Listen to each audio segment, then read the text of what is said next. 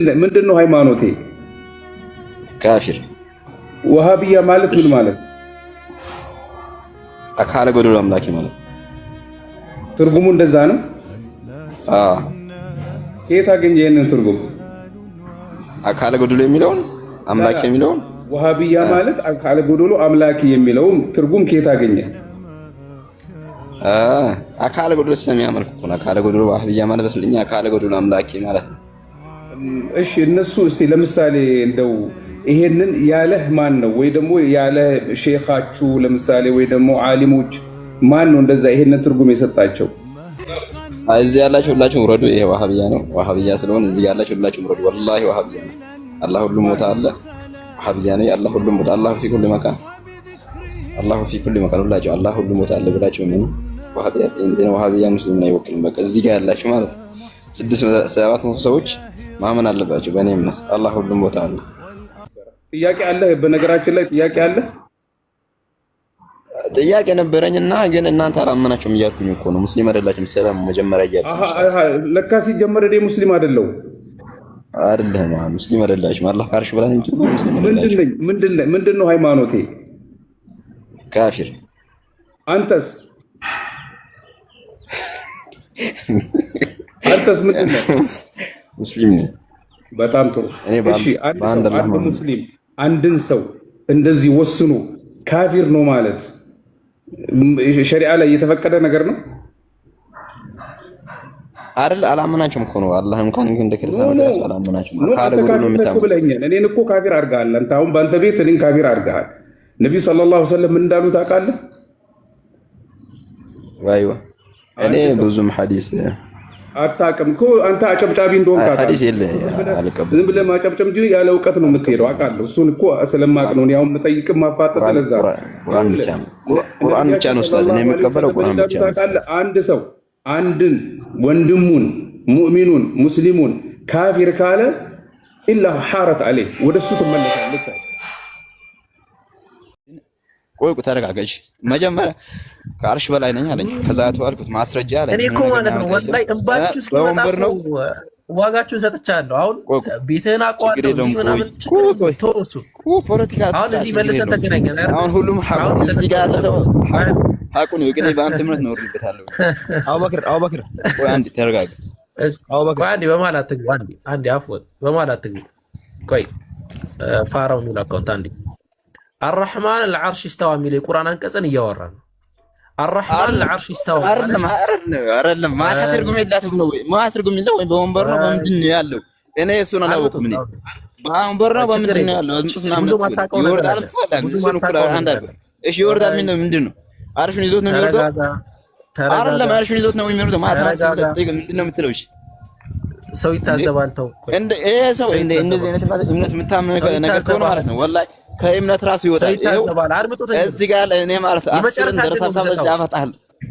የመጨረሻ ደረሎም ለምን እንደ መጨረሻ በትክክል አስረዳኸኝ። ይወርዳል የሚለው ምንድን ነው?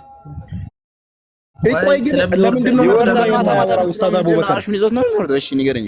ነጥቡ ላይ አይ ማውራት አልፈለገም ነው። አስረስ በቃ ኢንሻአላህ ቀጥሉ ከእናንተ ጋር። እሺ ቆይ ኪንግ ፕሊዝ። እሺ ይወርዳል። አላህን ፍራና የሚጠይቅህን ብቻ ማለት ቅድም አላህ ይወርዳል ወይ? እሺ እሱ አይደለም ፖይንታችን፣ እሱ አይደለም ነጥቡ፣ እሱ አይደለም ነጥቡ። ምን ይባል? ቆይ ነጥቡ ላይ እናውራ። ተባረዋል አንተ ነበር አንተ ተባረራል። ነጥቡ ላይ እናውራ። አንተ ተባረራል። ነጥቡ ላይ እናውራ። ተረጋጋና ነጥቡ ላይ አውራ። ቆይ ሲንቱ እኔ ማለት ወላሂ ምን ነገር በቃ እሺ ነጥቡ ላይ አውራ። ቆይ አንዴ ኪንግ ይሄ ወሃቢያ ነው ድንቅለታለ አላህ ያለ ቦታ አላህ ያለ ኦኬ አላህ አርሽን ተቆጣጠረ ብለህ የተረጎምከው ከየት አምጥተህ ነው ትርጉሙ? አላህ አለ ቦታ አይደለም ወሆ ማኩም አይነ ማኩም በሚለው ነው ማምነው እኔ እንደም ኦኬ እያልኩ ያለሁት ይሄንን ሱረቱ ጧሃ ላይ ያለውን ክፍል አንተ እንዳልከው አላህ አርሽን ተቆጣጠረ ብሎ የተረጎመ ማን ነው? ከሙፈስር አንድ ጥቀስልኝ ነው ማለት አንተ ከሙፈስር አንድ ጥቀስልኝ ነው ያልኩት። አታውቅም ምንም አታውቅም አንተ ኖ አንተ ጥቀስልኝ ነው ያልኩት። እኔ አላውቅም እኔ አላውቅም ግን አዛን እያላረን እንዴ አንተ የማህይብ እኮ አሰግድም እኮ አንተ ችግር የለውም እያልኩ ያለሁት ማምለጫ ነው። አይደለም እንዳንተ አካለ ጎደል አመልክም አላህ Subhanahu Wa Ta'ala የነበረው መጀመሪያ ዓለምን ሳይፈጥር በፊት የነበረው አላህ ነው ማመልከው ነው አርራህማኑ አለል አርሽ እስተዋ የሚለውን እስተውላ ወይም ደግሞ ተቆጣጣሪ ማን ነው ጥያቄው አንዴ ቆይ إن الله لغني عن العالمين يهونون أملاك مجمع ينبرو عالم سيفتر ينبرو أملاك فمش إن أنت ሱረቱ ጦሃ ላይ ያለው ማን ነው የተረጎመልህ? ሱራ 20 ቁጥር 4 ላይ ያለው እንዳንተ ከጊዜ በኋላ መጣብረት ይገርማ ሁለት እጅና ሁለት ፊት ቀኝ ጭንቅላት የሌለው ለምን ተረጋሽ? ማስረጃውን ለምን አታቀርብም? ቆይ አንዴ ያስበላ መልኩ ምን ሰግጂን ባና አንዴ ዝም ብለህ ፋራው ለምን ጣልቃ ትገባለህ? ቆይ ፕሊዝ ኪንግ ቆይ አንዴ ፋራው ቆይ እስኪ አንዴ ፋራው ቆይ አንዴ እሺ ቆይ አንዴ እስቲ ኦኬ እየተጠየቀ ያለው ኪንግዬ ሱረቱ ጦሃ ላይ ያለውን አላህ አርሽን ተቆጣጠረ ብሎ እየተረጎመልህ አንድ ሙፈስር ጥቀስልኝ ነው ያልኩኝ። ቶ ስድቡንና ዘለፋውን ተውና ስለካለ አራታው እንተ ደግሞ ስለካለ ጎዶሎ ታወራም እንዴ? ምንድነው አንተ አካለ ጎዶሎ እያመለክ እንዴት ነው ስላላህ ቦታ የምጠይቀው? በቃ እንግዲህ ምንም ማድረግ አያችሁ እንግዲህ ማድረግ አይችልም። ራሱ አላህ አርሽን ተቆጣጠረ ስል ከኪሱ የተረጎመው ትርጉም እንጂ አንድም ሰለፍ አንዱም ከለፍ ይሄንን አልተረጎመም ማለት ነው። ይሄ የኪስ ማስረጃው ነው ማለት ነው። ባጭሩ ጨርሻለሁ። ፈርታል በቃ ወረደው እታችን አንዴ እስናር ፈርታል አንዴ ኪንግ አብሽሩ ኪንግ አንድ ጥያቄ ልጠይቅህ እስኪ። መርሐባ እኔ መርሐባ ነኝ። አላህ የት አለ ብለህ ነው የምታስበው? እኔ ነው አረብኛ ታውቃለህ? ችግር የለም በፈለከው ቋንቋ ማውራት ትችላለህና እሺ መርሐባ ወሆ ማኩም አይነማ ኩኑ ወላሁ ማ ተዕመሉነ በሲር ይላል ቁርአኑ ሱረቱል ላይ ነበር። እኔ አልጠየቅኩም እና ስለዚህ የጠየቅኩህ አላህ አይነ አላህ በሚል ነውና አላህ ማኩም አይነማ ኩኑ ይያልኩ እኮ ነው እንዲያሰማም እንዴ እንተ ደግሞ ስለዚህ ነው መጣው አንተ ማካል ጉድ ለምታውልከው ተረጋጋ እስኪ አይደለም አሁን መዝረፍ ላይ የተጠየቅኩን ብቻ ነው መመለስ ሞክርና ገብቷል። እሺ ትላልቅ ሰዎች ነው እዚህ ያለው ወደ 300 ምናምን ሰው ትላልቅ ሰዎች ነውና ያሉት በስርዓት ብናወራ አሪፍ ነገር ነው። አላህ የት አለ ብለህ ነው የምታስበው አንተ? ያው ቁርአን ተፍሲር ታውቀው እንዴ ሳሪው? ስለዚህ አላህ موجود في كل مكان ብለህ ነው ማለት ነው? መቼ እንደዛ አልኩ እና وهو معكم كنتم አንተ ደግሞ ጆን ቆሮን እንደ መጣው ከማን ነው መጣው መሰለኝ። ችግር የለውም እና እሱን في كل مكان የሚገኝ ተነበው እሺ አይደለም ሙስሊም ተሳዳቢ ለሰው معكم اينما كنتم والله بما تعملون بصير ነው ያልኩት። ሌላ ነገር አለ። ስለዚህ የት ነው ያለው አላህ? የት ነው ያለው? የት ነው ያለው አላህ? ያው ትርጉም አታውቅም? ትርጉም ሳታውቅ እንዴ የምትገባው? አንዴ እኔ ላውራ ያገባው ምን ማለት ነው? ትርጉም አታውቅም? ምን ማለት አላህ የት እንዳለ ያላችሁኝ ምንም ላወራ አልቻልኩም። ጥያቄ አለኝ እየነገርኩህ አይደል እንዴ ትርጉም ሳታውቅ ነው አንተ ስለላህ የምታወራው? ትርጉሙ ማለት ነው ትርጉምልን። እሺ በትክክል ሱረቱ ኢኽላስ መትከል ያቀራውን አንተ 10 ሺህ አሁን አስገባለሁ አንተ ማለት አሁን በትክክል ሱረቱ ኢኽላስ መትከል ያቀራ ተረጋጋ እስኪ ተረጋጋ አትቸኩል። አሁን እምነት ነው ሳውዲን አንዴ ፋራው እስኪ ይቅርታና ሐቢቢ ከይቅርታ አፉ በለኝ። አሁን አንድ ነገር ማለት ነው አንድ ነገር ልንገርህ። ሙስሊም ሲባል ለምክር እንደ ወንድምነት ምክር ነው። ሙስሊም ሲባል ቁርአንና ሐዲስ መከተል ግዴታው ነው። ያን ቁርአንና ሐዲስ ሲከተል ደግሞ በራሱ አስተሳሰብ በሌላ ሰው አመለካከት ሳይሆን ሰለፎች ነብዩ ሰለላሁ ዐለይሂ ወሰለም የነበሩት ሰሃቦች ተረጋጋ አንድ ያስተላችሁ ሲገዱ እዚህ ጋር ያላችሁ ነው ቀልባችሁ ስለደረቀ መግሪባችን ሰግደን ነው ማለት ነው። እንግዲህ ጅህልና እዚህ ያህል ከሆነ ወገናችን መጠቀም ማልፈልገው ቃል እንድጠቀም አታርገኝ። ለማንኛውም አንተ ማውረድ ትችላለህ። እዚህ ላሉት 270 ምናምን ሰዎች ማስቀመጥላቸው አንድ ነገር አለ ወንድሞች። يقول الله سبحانه وتعالى መጀመሪያ በቅድሚያ አንድ ሰው ሙስሊም ቁርአንና ሐዲስ መከተል አለበት። ያም ደግሞ የሚከተለው ቁርአንና ሐዲስ ብቻ መከተል ይበቃል እንዴ? አይበቃም። ቁርአንና ሐዲስ ሲከተል በፈህም ሰለፍ መሆን አለበት። ጥያቄ ነበረኝ ጥያቄ አንተ ሰላትህን ስገድ ይጣለው አንተ ቆይ እስላም ነው ክርስቲያን ነው ኪንግ የሚባለው ኪንግ እኔ ነው አሁንስ በጣም ሸይጣን እኔ ማለት አይው ኡስታዝ በጣም የሚደብር እንትን ነው አይደለም እየሰማን እኮ ነው ኡስታዝ ወላሂ ተውፊቅ ኡስታዝ ተውፊቅ አውሩድ ኧረ በአላህ በጣም አናደርኩኝ ወላሂ ቂጣለው እንዴ ምናምን ወላሂ እኔ ማለት ነው እኔ ኖሬበታለሁ በሀቢብነት እኔ ይሄን ሳምልክ ነው የወጣሁት ወላሂ አልሐምዱሊላህ እንዴ አይደለም እኮ በፊት እያመንኩ የነበረው እኮ እጅና ግብቻን ማምለክ ነበር ወላሂ ብዬ ነው የምነግርህ አውርዱት ሞዴሬተር ታወርዱት ሂድ ስገድ አንተ ሂድ ስገድ እስቲ አይ እዚህ ጋር ምርጥ ቦታ ነው ያለነው ተረጋጉ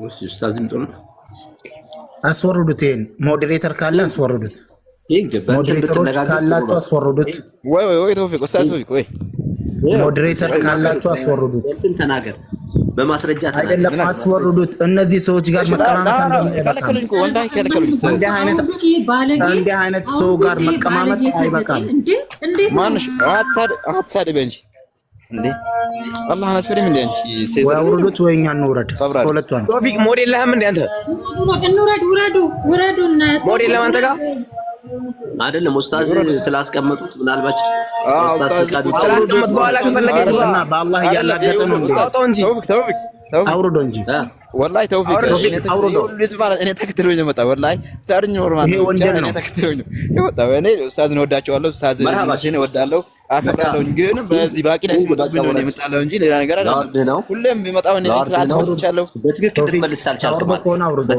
ወይኛ እንውረድ ሁላችን መቶ ምናምን ሰው ያለው ሁላ ይወርዳል እንጂ ወይሱ ታወርደዋለህ እሺ ያው አውርጄዋለሁ አንድ ነገር ማወቅ ያለበት ተውፊቅ ኡስታዝም ይሁን ማንንም ይሁን አላህ Subhanahu Wa Ta'ala ተقعدوا مع الذين ምን ይላል አላህ መስለ እነዛ በአላህ የሚያላግጡ ሰዎች ጋር አትቀመጡ ከተቀመጣችሁ እነሱ ጋር እኩል አይነት ወንጀል እንዳለ ነው አላህ Subhanahu Wa Ta'ala የሚያሳውቀን ተግባባን አንድ ሙስሊም ቀደም እንደጀመርኩት ቁርአንና ሐዲስ መከተል አለበት ቁርአንና ሐዲስ ሲከተል ደግሞ በራሱ አመለካከት ሳይሆን በሰለፎች አመለካከት በሰለፎች አረዳድ ነው በሰሃቦች በተረዱት አረዳድ ነው ከነዚህ ውጭ ያለ አረዳድ ኤክስ የሆነ አረዳድ ነው በዛ ዘመን ዲን ያልነበረ ነገር በአሁን ዘመን ዲን ሊሆን አይችልም ሱሐቦች ያልተቀበሉት ነገር ያልተቀበሉት አፈሳሰር በአሁን ዘመን ቢመጣ አግባብ አይደለም እስልምና ላይ ሙጃሂድ ኢብኑ ጀብር صحيح البخاري ላይ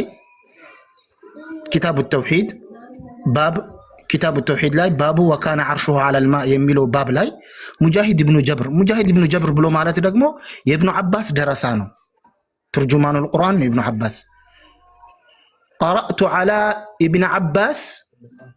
ابن عباس لاي قراሁኝ على القرآن ሶስ ጊዜ በእያንዳንዱ አያ ያስቆምኩት ያስፈሰርኩት مجاهد ابن جبر كتاب التوحيد باب وكان عرشه على الماء لا እንደዚህ ይላል مجاهد صحيح البخاري لاي مالتنا ما غنيت تشلالاچو الرحمن على العرش استوى مات اي على وارتفع እኛ አቂዳችን ከሰለፎች ነው ያዝነው እኛ አቂዳ ስንማር ስንይዝ ከሰለፍ ነው እነሱስ ከማን ነው የያዙት ከማን እንደሆነ ያሳውቁን ዝም ብሎ በሜዳ መንጫጫት እንዲህ አይነት አላህ እንደዚህ ያለ ያላገጠ የምታስቀምጠው ሰው ወንጀል ነው ታስመርጧለህ በትክክል የሚያወራ ከሆነ ለማምከርም መማር ካለበትም በትክክል ለመማር ይሞክር አላግጣለሁ ካለ ማባረር አለበት አበቃ እዚህኛ አላህ ላይ ሲላገጥ መስማት አንፈልግም እሺ شكرا ብለናል ብስሚላህ وبه نستعين على امور الدنيا والدين ያው እንደጀመርነው ልጁ ሙለኽበጥ ነው ያው የአህባሽም ጥመት አለበት የወፈ ደረሳዎች በሏቸው ስለዚህ ምንም መራመድ አልቻለም حتى ሱሐባ ነኝ ብሎ ኑር ሁሴን ሙስጠቂምን አስገባው ሼኽ ኑር አዳምጠኛ መጀመሪያ ሙስጠቂም ማን እንዳስገባው ኡስታዝ ነውና አንድ አስገባው ሙስጠቂም ተውፊቅ አስገባው አስገባው አንተ ተውፊቅ ሙስጠቂም እና ይኸው ከዛ በኋላ ሱሐባ ነኝ አለና ተሳስቻለሁ አለ ደግሞ ሙስጠቂም 12 ፎሎወር ነው ያለው 12 ፎሎወር ነው ያለው በፎሎወር ይጎዳል እንትን ከሌለ ማለት ነው ስለዚህ ሱሐባ ነኝ ብሎ ብዙ ነገሮች አምጥቶ ነበር ከዛ አይደለሁም አለ ሙፈሲር ነኝ ብሎ وهو معكم اينما كنتم በሚል ደግሞ ብዙ ቆይታ አድርገናል ከሷ ያለችው አያት والله بما تعملون بصير ታዲያ ምን ማለት ነው የመጀመሪያውን ነው የምቀበለው አለ وهو معكم اينما كنتم والله بما تعملون بصير ማለት ለምን ቁርአን አይደለችም እንዴ والله بما تعملون بصير ቀጣዩ ያለችው አይ የጴንጤዎች ኸጢር ነው የጴንጤዎች ማካሄድ በደንብ አቀባለሁ እየቆራረጡ ነው ሙሉ አረፍተ ነገር ሳይሆን ሙሉዋን ሳይሆን የሚያመጣው ቆርጦ ወሆ ማዕኩም በያላችሁበት ከናንተ ጋር ነኝ ከናንተ ጋር ነው የሚል በምን والله الله بما تعملون بصير የሚል ቆርጧት ነበር። ቅራት ተርጉማት ስለው ያቺ ነው መቀበላት ብሎ ነበር። ኢቅናዕ አደረግነው አልহামዱሊላህ በዛ ተመለሰ። ከዛ ደግሞ على العرش የሚል አላ ማለት ምን ማለት ናት? ምንም ሊመለሰት። ስለዚህ እነዚህ ኸቢሶች አላወቁትም ነበር። አንዱ አስረስ የሚባል ይሄ ማምታቻ ነው። ኡፈይ ላይ ምን ገብቼ ስለማላቅ ይተዋወቃሉ መሰለኝ። እዛ ጋር እየሄዱ አህባሾች የኡፈይ ተከታዮች እነማን ናቸው? አህባሾች እሱ የሚላቸውን ፍልስፍና ሁሉም ይዘው የሚመጡ ቆሻሻ እነሱ ናቸው። በቃ ስለዚህ ከካፊር ጋር ካበረ አንድ ሰው ሲጀመር መጀመሪያም አህባሽ አንድ ኮሜንት የአይሁዳ ተላላኪ በአላህ በኮሜንት በጣም እየተሳደቡ ነው። መልክተኛውን ኮሜንት ተቆጣጠሩ በአላህ ተውፊቅ አትተኛ ወላሂ እሺ እቆጣጠራለሁ። አይ ጾመኛን ስለነበርኩ እንዳይመስልህ እያፈጠርኩ ነበርና ነው። እሺ እቆጣጠራለሁ። እሺ ሙዋሂድ እንዳስገባው ሼኽ ኑር ሁሴን ሙዋሂድ እዚህ የሚለው አንድ ሙዋሂድ የሚለው አንድ ቁጥር ጻፍልና አንድ ቁጥር ጻፍልን አስገባው። አንድ ቁጥር ተውፊቅ እነዛ ጻፍልናል። በተደጋጋሚ እንትን የሚሉ ድንበር የሚያልፉትን ብሎክ አድርጋቸው ወይም ሚዩት አድርጋቸው። ቀላል እኮ ነው። ጠቅ ቁጥር ነህ ነቃበል። ስለዚህ ለዛ ነው። ስለዚህ ኡፈይ ራሱ የአላህ እርግማን ይወረድበትና ፍልስፍና ነው የሚያበዛው። አላህ Subhanahu Wa Ta'ala ይሰማል ያያል ጭንቅላት ተሳለው ወይ ይሄ ቆሻሻ ነው። ይሄ የሚጠይቀው ይሄ ነው። ትንሽ ቆይቶ እሺ እግር አለው ከዛ ከፍ ብሎስ ሌላ አለው ወይ ደረት አለው ወይ እንት አለው ወይ ይወዛ ራሳቸው ነው ፍልስፍና የማይሞሉት። በአላህ አትፈላሰፉ ነው። ላ تدركه الابصار وهو يدرك الابصار አይኖችን ሊደርሱበት አይችሉም አላህ Subhanahu Wa Ta'ala እሱ ግን ሁሉም ይደርሳል። ሁሉም ያቃታል ጥንቅቅ እያንዳንዷ። ለምሳሌ የሌሊቷን ያነሳሉ ሁሉ ጊዜ እዚህ ጋር ልንገራችሁ 126 ሰዎች አላችሁ። ሌሊት የንዚሉ ነው የሚለው እናንተ ትላላችሁ ይላል። ይሄ በክት ኪንግ የሚባል እኛ አላለም ሐዲሱ ነው አያቅም ሐዲሱ ነው። የንዚሉ ረቡና አህባሽም ያምኑበታል። ግን የንዚሉ ረቡና ምን ማለት ነው ይሉታል። ረቡና አንስተው መላኢካ ብለው ይተረጉሙታል። ጅብሪል የንዚሉ ጅብሪል የሚላለው እንደዚህ የንዚሉ ረቡና ነው። ረቡና እችን ፍቀው አዮ ይሄ ሐዲስ ተግይር ይባላል። መቀየር ነው። የአላህ እርግማን ነው የሚወርድባቸው። ሐዲሱን ቀየሩት ረቡና በሚል መላኢካ። እሺ ወደ ሐዲሱ እንሂድ። የንዚሉ ረቡና ኢላ ሰማኢ ዱንያ يقول ወደ አንደኛው ሰማይ ይወርዳል። አወራረዱ አላሁ አዕለም። ቀላልኩ ነው። ለምን አንተ ትፈላሰፋለህ? ትንሽ ጭንቅላት ጠባብ አይነህን ደካማችን አምፖል የ100 ብር የገዛሃትን አምፖል ማየት ማትችል ፀሐይ አራተኛው ሰማይ ሆና እንዴት ነው ፀሐይዋ እንደዚህ ብለህ እንትን የምትል በምን ቁጥራህ ነው አንተ በክት ለምን ትፈላሰፋለህ? ስለዚህ የንዚሉ ረቡና የሚል ጅብሪል አሉ። እሺ ጅብሪል እንደዚህ ይላል እንዴ? هل من تائب فأتوب عليه وهل من مستغفرين فأغفر له توبة የሚያደርጋል ወይ? هل من ይጠይቃል አላህ ዱዓ የሚያረግ ዱዓውን መቀበልለት ይኖራል ወይ? استغفار የሚያደርጋል ወይ? በዚች ሌሊት ወንጀሉን ማጥብለት። ስለዚህ ጅብሪል ካሉ ጅብሪል ተውባ ካደረክ ተውበትህን እቀበላለሁ ይላል እንዴ ጅብሪል? አይው በዛች በሐዲስዋ እስኪ ተውበት ዱዓ የሚያደርግ ዱዓውን መቀበልለት ወንጀል ያለበት ሰው ከወንጀሉን እንድምረው ያለ አላህ Subhanahu Wa Ta'ala አላህ ነው እንጂ ጅብሪል ወንጀል ይምራል እንዴ? አይምርም። ፍትት በቃ በዛች አለቀች። ያወራረድ ሌላ ፍልስፍና ያመጣሉ ቆሻሾች። ይኸው አዳምጡ። ማአት ፎዮች ልትኖሩ ትችላላችሁ። ስለዚህ እዚህ ሌሊት ከሆነ ኢትዮጵያ በሌላ ደግሞ ቀን ይሆናል። አሜሪካ ምናምንም ሌሎች ሀገሮችም ቀንም ይሆናል። አንድ ሀገር ጨለማ ሲሆን አንድ ሀገር ቀን ሊሆን ይችላል። አንድ ሀገር ጨለማ ሲሆን አንድ ሀገር ብርሃን ሊሆን ይችላል ብለው ይፈላሰፋሉ እና ኡፈይና አህባሾች የሱ ተከታዮች የሱ ቡችላዎች ተኩላዎች። ለዚህ መልስ ምንድነው የምንሰጣቸው? አላሁ Subhanahu Wa Ta'ala يفعل ما يشاء የሚፈልገውን ይሰራል። እናንተ ከባድ ይመስላችኋል ይሄ ነገር? እስኪ ለምሳሌ አልহামዱሊላህ ረቢል ዓለሚን ስንል ሶላት ላይ እዛች መስጊድ ያለ ኮልፌ ያለ الرحمن الرحيم ሲል አንድ ቦታ ያለ ደግሞ ሲራጥ الذين انعمت عليهم ይላል። ጉድ አንድ ቦታ ያለ ደግሞ ወለዷሊን አሚን ይላል። እሺ አላህ Subhanahu Wa Ta'ala የእያንዳንዷን ኮልፌ ያለውም ሳዑዲ ያለውም አሜሪካ ያለውም ኢማም የተለያየ ነው እንግዲህ ሶላት ሲሰጥ አንዱ አርራህማን ረሂም ይደርሳል አንዱ ምናምን ሁሉም ያውቃቸዋል አላያውቅም የሁሉም ያውቃቸዋል አያውቅም አላህ Subhanahu Wa Ta'ala ያውቃል የሁሉም አርራህማን ረሂም የሚሉም ምናምንም ስለዚህ እንዴት ሆነ አንዱ ቀደም ይላል አንዱ ወደ ኋላ ይላል አንዱ ወለዳሊን ይደርሳል አንዱ ኢያከ ነዕቡዱ ይላል ሐሚደኒ ረቢ ይላል አልহামዱሊላህ ረቢል ዓለሚን ካል አርራህማን ረሂም ማሊክ የውሚዲን ኢያከ ነዕቡዱ ይላል ስለዚህ ስለዚህ እነዚህ ቆሻሻዎች ምንም መመለስ ማይ በክቶች ናቸው መፈላሰፍ አላህ ያያል ወይ አዎ ይላሉ ሰው ልጅ ያያል ወይ አዎ ስለዚህ የሰው ልጅ ማየት የእንስሳ ማየት የአላህ ማየት አንድ አይደለም ስለዚህ ልንደርሰው አንችልም አቅላችን ጠባብ ነው እነሱ በፍልስፍና ተጠቀሙበት ስለዚህ እጅ አለው ትላላችሁ እግር አለው ትላል ራሱ ያለው አላህ እኮ ነው በሁለት እጆቼን አደም ፈጠርኩ ያለው ያጣሙታል ጠቅላላ እነዚህ ጠማማዎች በፍልስፍና ላይ የተመሰረቱ ናቸው ምንም አያውቁም ቁርአኑም አሁን ኡፍ የሚባል የአላህ እርግማን ይወረድበት ብትጠይቁት ቁርአንን ቅራው እስከ ብትሉት አይቀራም والله ይቀራው በዚህ ወጥራችሁ ያዙ ለሁል ጊዜ እንዲሆናችሁ 114 ሰዎች አላችሁ ከኔ ወሰዱ ተሞክሮ አንድ እችን እንኳን ገብታችሁ እዛ የምትገቡ ካላችሁ እስኪ ቁርአኑን ትርጉሙን አይደለም ያልኩህ አሁን ቁርአኑን ሱረቱል ኢስራ ያልከውን በአንቀጽ ምናምን ገልጸሃል ትክክል ቁርአኑ ማንበብ ትችላለህ ወይ አይችላትም ስለዚህ ለፍዝም ይባላል ቁርአን የሰባበሩም እየቀየሩም እንትን ሊሉ ስለሚችሉ መቅራት አይችሉም በቃ በዚህ ያዙት አደራ 115 ሰዎች አላችሁ ኡፈይጋ የምትገቡ ካላችሁ ለሐቅ ረድ ለማድረግ ቁርአንን ቅራው ትርጉም ነው ያመጣልን ሐዲሱም ቅራው በሉት ኡስታዝ አንዴ አከተመ ነገር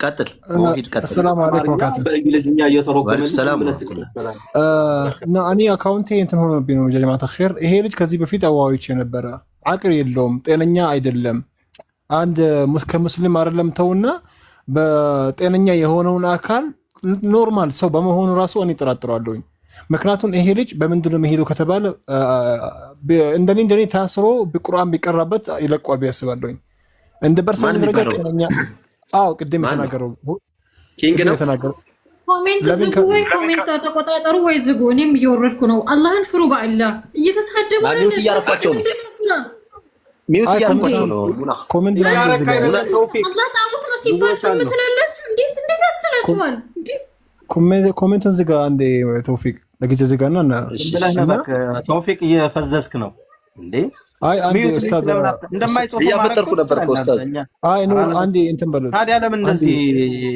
አይ የተወሰነ ደቂቃ ዘግታችሁ ተመልሱት አይ የተወሰነ ደቂቃ ዘግታችሁ መልሱት የተወሰነ ደቂቃ ዘጋ ኮሜንትን ዝጉና እንመለሳለን እንተ በሄዳችሁ ሰዓት ላይ መስጊድ በሄዳችሁ ሰዓት ስለተቆጣጠረ ስትጠይቁት ዘሎ ወደ መውረድና ወደ እንትን ገባ ተጨባጭ መረጃ የለውም እኔ ደግሞ ከራሱ መሻይኽ የሱ መንሀጂያ በአሻዕራም ይሁን በራሱ መሻይኽ ላይ ክታቡን ገልጬ ያሳያለሁ ነገር ግን አንድ ጥያቄኛ ምን ጠይቁ መቅረብ አይችልም እኛ ምን ጠይቁ ይግባናን ጠይቀዋ ስለተቆጣጠረ ስለምን ወለና እኔ የፈለገው ጥያቄ መልስልኝ ነገር ግን ምንድነው እዚህ ጋር ምንድነው كتابا مجلس ما يشيل أني كتابه قلت له تالو يكفت اللي جينا ينقرينا أني أنت نترك له تالو مكراتهم بعد من يورسان أجا إيه أجب جابينه عندي ده تانية يهون ملس كسوق على جنيم تأخذ الطريق تباله طيب من قدمك من السلف بذاته نيفلقوا أني بذاته كصوفية مشايخوش وما تلتلو كصوفية سلفوش وما تلتلو بذاته يتبالو ما تلتلو وسوق شيء قليل بنم نقدر ما نقال بقال أي الرحمن على العرش استوى أي بمعنى استولى يتبالى تقطع الهبال ما إنه يقرب لينا كذا نكتر بتلل سلزي عندنا يطيق من دنو الله سبحانه وتعالى على العرش استوى يا لو تقطع الطرة بلو كسلف يسكم مطلت ما إنه أنت ملاكنا إقرأ ملاكنا إجا السول لا أمارنيانو يناته يباته ولون درجك وانك ملس لي يطيقي تقطع الطرة يا له ما إنه كسلف وتشري كابن تيمية كابن مانو كطبري جمرة اسكما جرش هذا إمام المقدس مجاهد الرحمن على العرش استولى مانو استوى أي بمعنى استولى بلو يفسر له مانو إيه عندنا يطيقي ملس اللينا كذا أنت تطيقي يعني ملس الله له ملس كينج ملس መልስ በስነ ስርዓት አውራ። እውቀት ካለ ማለት ነው። እውቀት ከሌለ ዝም ባክነት ተቀበል። በስነ ስርዓት የተጠየቀውን አንተም ጥያቄ ካለ መጀመሪያ ግን ለተጠየቀው ተቆጣጠረ ብለሃል። ማን ነው ተቆጣጠረ ያለ? ሙፈሲሮች አሉ እንግዲህ ከሱሐባዎች አሉ፣ ሰለፍ አሉ፣ ተቢዓን ተለበል በዛ 300 ዓመት የነበሩ ምክንያቱም ኡስታዝ ኑር ቅድም ኡስታዝ አቡበክር ሲሳደብ ነበረ፣ እናንተም ሲሳደባቸው ነበረ፣ ለአንዳንድ ወንድሞችን ሲሳደብ ነበረ። መርቅነሃል ምንሃል ነው። እዚህ ጋር ቃዒዳ አለች። አህለ ሱና ወልጀማዓ የተቢዑን አልወሕይ ላ የተቢዑን አልራእይ። የሐሳብ የሼክ ሐሳብ አንቀበልም። አላህ ስብሓነሁ ወተዓላ ቁርአን ላይ የራሱን ያጸደቀው ነገር እኛ እናጸድቃለን። አለቀ። አራት ነጥብ። አላህ ለራሱ ነገር አለኝ ካለ አለ በቃ። ከዛ አልፎ ተርፎ ደግሞ እኛ እንትን የምንጨምረው ነገር የለም።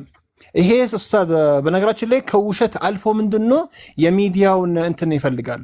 ምንድነው ይባለው? አትነግሩኝም? የሆነ የምታወቅ ነገር ይፈልጋል። እንደውም ቅድም ብያለሁ በጤናው እንትን አይደለም እኮ እሱ የሚፈልግ ደግሞ ከራሱ መሻይኾች እሱ መሻይኾች ብሎ የሚከተላቸው እኔ ያመጣለታለሁ። ከሻዕራው የሻዕራን አቋም እናስቀምጥለታል፣ የማርቱዲያን አቋም እናስቀምጥለታል። በዚህ መሳለ ራሱን ከማለት ነው ሩቅ ሳንይጥ።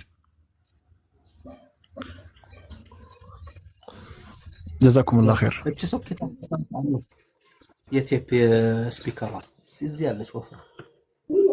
السلام عليكم ورحمة الله. أستاذ مستقيم كيفك؟ وعليك السلام ورحمة الله حبيبي. ما أخبار حسابك؟ هل أكونتي بعد انترون بينو الله أنا أبشر እንግዲህ ፎሎ እናስደርጋለን። እኔም ገና ዛሬ ነው የመጀመሪያ ጊዜ ቲክቶክ የለውም እና ቲክቶክ ላይ ከረመዳን ጀምሮ ጠፍተ ነበር። አቡል ቡኻሪ ጋር የመጨረሻ ቀን አወራን። ረመዳን ሊገባ 2 ቀን 3 ቀን ቀርቶት ከዛ በኋላ የለም በኑሩ ሐጃና ሰው እንትን ይላል። እንትናን አስገቡት ኡስታዝ ሁሳም ልጁ ካለ አስገቡት፣ ወይ ለሱን ሐሳብ ያለ ሰው አስገቡት፣ የሱን ሐሳብ ተከታይ ያለ ሰዎች አስገቡት። ኡስታዝ ተውፊቅ አህባሾች ካሉ በዚህ ዙሪያ እናወራለን። ይሄ አላህ እርግማን የወረደበት ኡፈ የሚባል ቢመጣ እዚህ እሰይ አርገን በደንብ ይመጣል። ኡስታዝ ክፈቱማ ቢመጣ በጣም ኮሜንቱ እሱ ሼር ቢያረጉለት አሪፍ ነበር። ተጠይቆ የማያውቅ ጥያቄ ነው የምጠይቀው እኔ፣ ማንም ሰው ያልጠየቀው ማለት ነው። እዛ ከመሄዳችሁ በፊት እሱ ይሄ የሚወራበት ከሱ ከሚወራ አካል አይመስለኝም። እሱ እምነቱን የያዘው ምንድነው? ድልድይ ነው። በቃ በስድብ የሚታወቅ እንትን ነው። እስከዛሬ አንድ ሙስሊም እንትን አይደለም የሚሰድቡት አሉ፣ ሰምቻለሁ። ሲሰድቡት ፈጣሪ ተሳደብ ብለዋል፣ ይሄ አላህ ያዘዛቸው ነው፣ ነብያቸውም እንደዚህ ነው ይላል ሲሰድቡ። እዚህ ጋር ቢመጣ ግን በቁርአን እና በሐዲስ አድርገን እንይዘዋለን። ቁርአን እያለ ስለሚያወራ ሁሌ ተፍሲር ያቀርባል። እኛ ደግሞ የምንጠይቀው ጥያቄ አለ፣ ሐዲስ ያቀርባል። በሐዲሷ መሰረት ላይ የምንለው ነገር ይኖራልና ሼር አድርግለት እስኪ። አንተ ኪንግ የምትባል ኪንግ ለጌታ ለሁል ጊዜ መልእክት የምታስተላልፍለት ሁሌ የሚባል የአላህ እርግማን የወረደበት ለሱን ሼር አርግለት ይምጣ ወደዚህ አርግለት። አንተ ኪንግ ሼር አርግለት። ጥያቄ የሚመልስ ከሆነ እንትና ወደ ውይይት መግባት እንችላለን። ጥያቄ ስለማይመለስ እኮ ነው። ከመለሰ አስገባው እስኪ አስገባው። ከመለሰ እሺ፣ ካልመለሰ ውጥት ግብት የሚባል አይሰራም።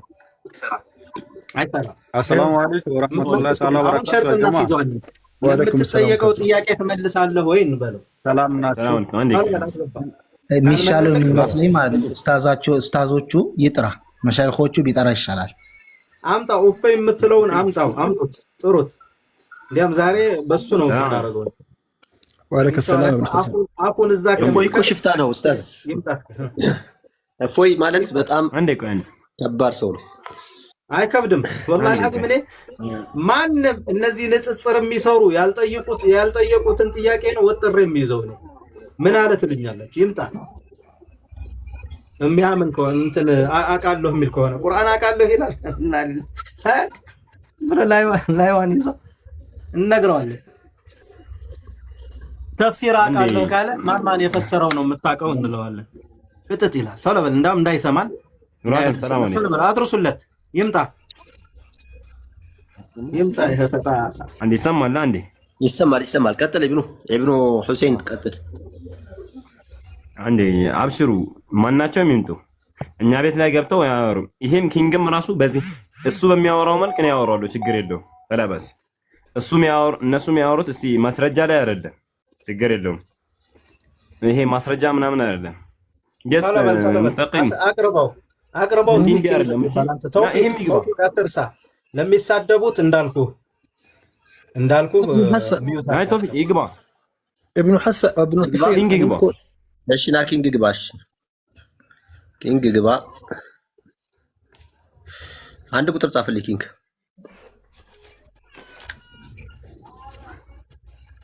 አያስወራንም ከስር ያለው አብርሃም ምትባ እንዴት ያስወራናል ሳያስወራን እንዴት ነው የምንሄደው እሱ እንሄዳለን እኮ አያስወራም መረጃ የለውም እንደው እሺ አያስወራህም ነው እስኪ ያዋራው እስኪ በሚያውቀው ቋንቋ ኪንግ የታለ ገባ ኪንግ አንሳቡትና ፈርቶ ጠፋ መሰለኝ ፈርቶ ጠፋ ነበር አንድ ቁጥር አይ እሱ ተውፊቅ እሱ ግዴታ መሆን የለበትም የእሱን ሀሳብ የሚይዝ ሰው ማይግባ እኔ ተመሳሳይ ሀሳብ ያለኝ ሰው ይግባ እሺ ሚኪ የሚባለው ይግባ እስኪ ግባ እስኪ እኔን አውርደኝና የሚገባ ሰው ካለ አስገባ አብሽሪ ቦታን ላብሽሪ ሙና ቦታን አብሽሪ ሁላችንም ፎሎ እንመላለስ አጋስት ላይ ያላችሁት ፎሎ ተደራግሩ እኔንም የሆነ ሀሳብ ነበርኝ ለዛ ነው ተጠበቅኩት ያው ነው ከጨረሳችሁ አውራለሁ እስከዚህ ያው ፎሎ ተደራጉላችሁ እዚህ ያላችሁት አይ እኔ ሀሳብ ሌላ ሳይሆን ያው ነው እዚህ ጋር አንዳንድ ወንድሞቻችን ያው ኢዛ እና ኡፈጋም ገብቶ አሁን ሌላ ቦታም ገብቶ ዝም ብሎ ያው ነው የማያውቁ አንስቶ የሚወሩት አሉ ለነሱ መልእክት ለማስተላለፍ ፍለጎ ያው መጀመሪያ አንድ ሰው ማውራትም ማስተማርም መጀመሪያ ያው ነው ማወቅ ያስፈልጋል አልዕልሙ ቀብለ ልቀውል ወልዓመል ስለተባለ አንዳንዶቹ በቃ እናውቃለን ብሎ ገብቶ አልዕልሙ ቀብለ ልቀውል ወልዓመል ሚኪ የሚባለው በጣም እየተሳደበ ነበረ እስኪ ጠይቀው ሚኪ የሚባለው በጣም እንትን እያልክ ነበር እስኪ ሚኪ አስገቡኝ ብለሃል አስገብተናል ጠይቅ በርዕሱ ላይ ነው የምታወራው አዎ ጠይቅ በምንድን ነው የምታወራው በርዕሱ ላይ ነው ቀሪ الرحمن على العرش استوى من እኮ በርዕሱ ላይ ነው ልጠይቃ ታውቃለህ ጠይቅሽ ابن حسن عندي حبيبي بارك الله فيك الله እግሩን ጋር መክተት ይችላል ቆይ الرحمن على العرش استوى لك قدم آية تقصن ነበር በሱ ላይ መውራት ይችላል ወይስ አይቻችልም ባጭው አይችልም መጠየቅ ይችላል ትችላለህ አምላክህን ጥራው ይሄ ኡፈይ ወይም ካልቻልክ ማለት ነው ጥራው እሱም ኡፈይን ጥራው ላይ ለፎይ እንትን እያለ ነበር ፎይ ይችላል እያለ ነበር ሼር አድርግለት አደራህን እንዲገባ አድርገው እና ስለዛ ሲያጃጅላችሁ አያውቅም እኛ ቁርአንና ሐዲስ አይፈጥራሱ ትራንስሌት ነው የወረደ ቁርአን እስኪ ቆይ ጠይቅ እስኪ ሚኪ ጥያቄ አለኝ እያለም ጠይቅ እስኪ ጠይቅ እኮ ሚኪ ይጠይቅ እንደዛ አይደለም ተውፊቅ ባረከላሁ ፊክ በአጀንዳ በቤት ወጀንዳ ነው የምንሄደው ከዚህ ጋር ማውራት በዚህ ማውራት ትችላለህ ሚኪ ካላወቁቷቸው አችልም አይደለም ከሷ ካልተስማሙ ተዋቸው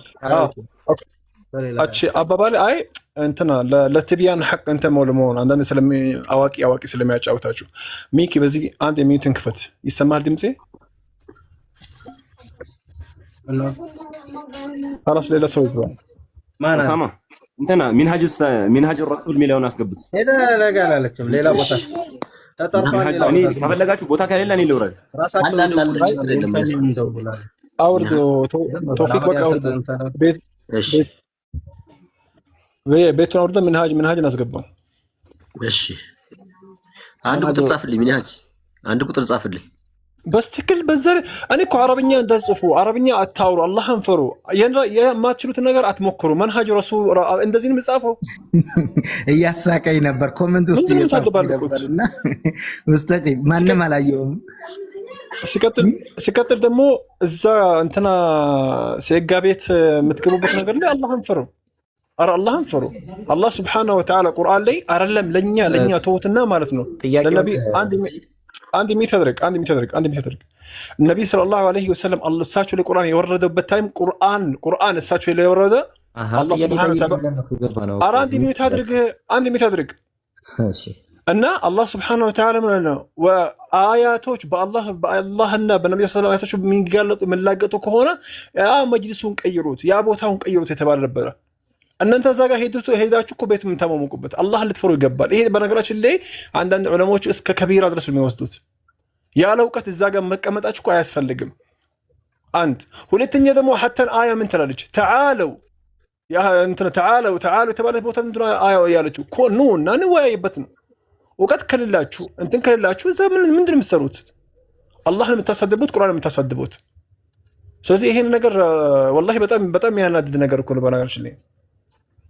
እሺ ኔትወርክ ተመልሶላል ሚኪ?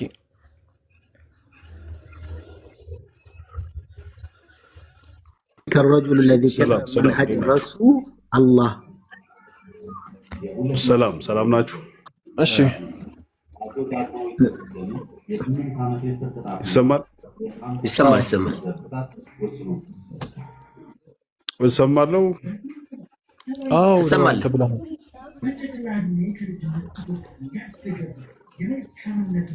አልሰማም እንዴ? ኧረ ቢስሚላህ ዛሬ ምንድነው ሰዎች ምን? እሺ እኔ ምንድነው ከዚህ ውስጥ አቅም አለን የምትሉ ካላችሁ እኔ አስገባችኋለሁ። እፎይ ቤት ማታ ከመጣችሁ በቃ ማታ እኔ ፎሎ አደርግሃለሁ። እኔ አስገባለሁ ማታ። እኔ መልሱን ልስጥህ። አታመጣውም እንዳንተ እሱ ለምን አታመጣው? እዚህ እንኳን ስለማያውቃችሁ እሱ አይመጣም። ገባ? እኔ ግን አንተን አስገባለሁ ፎሎ እንደረግና አንተ እሱ ተከታይ ነህ። ከዛ ዲበንክ አድርጉትና አሳዩ። አንዴ እዚህ ጋር እንዳያልፍ እንዳያልፍ እዚህ ጋር ይቅርታ አፎን ምን ጠይቀው? እኛ ስለ መግባት ጉዳይ አይደለም ጉዳዩ ያልነው ምንድነው? አያስወራም አያስገባም አይደለም። ስማ እስቲ ቀድመህ ያልነው ይሄ ጥያቄ አልጠየቁም። አያስወራም እኮ የታውቃችኋል። እሱ እኮ 7-8 ሺህ ሰው የሚከተለው በአንድ ጊዜ የሚያየው ሰው ነው። እዚህ ምን ያደርጋል?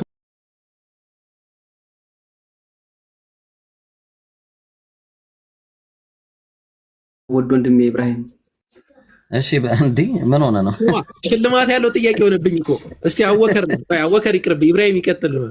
እንዴ ኢብራሂም ጎበዝ ነው። ትንሽ አንተ የተሻለ ማብራራት ትችላለህ። የተሻለ ተሰጥቷል። አረ ሙዳት ያዝ በቃ ቀጥል። ከአቡበከር ጋር ቀጥል። ጨርሱ እንዴ እንትን አድርጉ በቃ። ኢብሮ ቤት ክፈት፣ መንገድ ልወጣ ነው።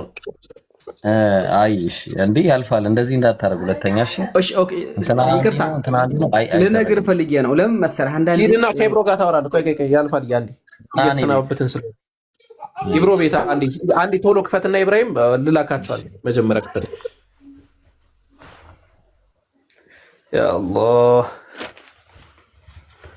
ዜና ይነገረናል አላለም? ዜናው የሚነገር ዜና አይደለም፣ ሌላ እንትን ያለ ዜና ከእናንተ ህይወት ጋር ምንም የሚገናኝ አይደለም። ይገናኛል ግን የሆነ ማወቃችሁ ብዙም ዳትማች እንትን አይደለም።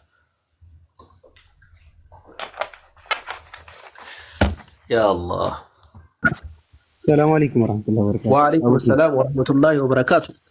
ኢብኑ ፉላን እና ኒብራስ ሰላም ይላል። እንዴት ናችሁ? ሁሉ ሰላም? እንዴት ናችሁ? አልሐምዱሊላህ። ተመለስክ? የት? ኧረ እኔ ኡምራ አልሄድኩም። ወይኔ ወላሂ ኡምራ ሄድኩ ይመስሏችሁ ነው እንዴ? ሰዎች በጣም ባለፈው ራሱ ኢድ ቀን አግኝተውኝ የሆኑ ተማሪዎች ናቸውና አግኝተውኝ ድሮ የሚያውቁኝ እንዴ ኡስታዝ ተመለስክ እንዴ ነው እንዴ ሆናችሁ? ኧረ እኔ የትም አልሄድኩም። የሌላ ሰው ነው። እሺ አልሄድኩም። ያ ጀማ ምን ሆናችሁ ነው? ያጓጓል እኮ ኡስታዝ። ምንድነው? ኢንሻአላህ ዱአ አድርጉ እንሄዳለን። አላህ ምን ይሳናል? ኧረ እሱማ ኢንሻአላህ ይሄ ከመስሎን በቃ እንደዚህ ሙስነዘን ጥሩ ነው ወላሂ ማሻአላህ። ሁላችንም ነን ማለት ሙስነዘን ግን ጋሽ እንዳይሆንበት ያደርጋል። ማስገኘት ነው እሱ። ከማስገኘት አንፃር ከአላህ በቀር ማንም የሚያስገኝ የለም። መጨረሻ ላይ ታብራራለህ። ማንም ነው እኮ የሚለው ማንም እንኳን አይፈጥርም ይላል። አዎ አይፈጥርም። ትክክል። አዎ ሱና ኢብን ማጃ ላይ ደግሞ 769 ላይ ግመልን የፈጠረ አጋንንት ነው ይላል። አይልም። ይላል አንብበው። ሱናን ኢብን ማጃ 769 ላይ ማለት ነው። እሺ ቆይ ተወዚው ጋር ልክፈተልህ። እኔ እኮ ወላሂ እሺ ሰምታችኋል። አንዴ ከታች ጻፉልኝ። ግመል ና ወደዚህ ተመለስ፣ ወደዚህ ተመለስ። ከይቅርታ ጋር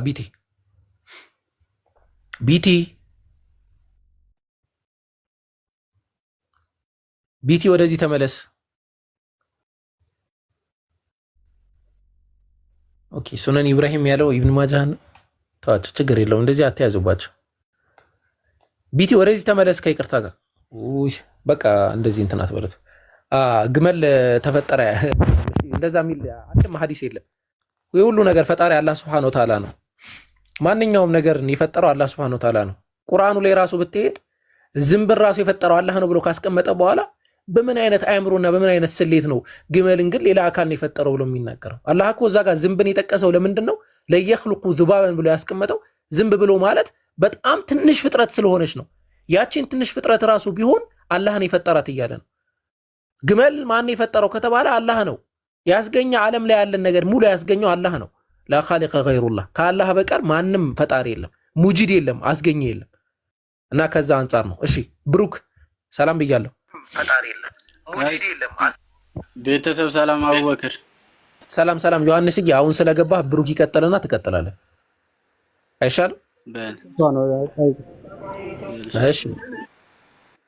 እሺ ጥያቄ ካለ ብሩክ መቀጠል ይችላል።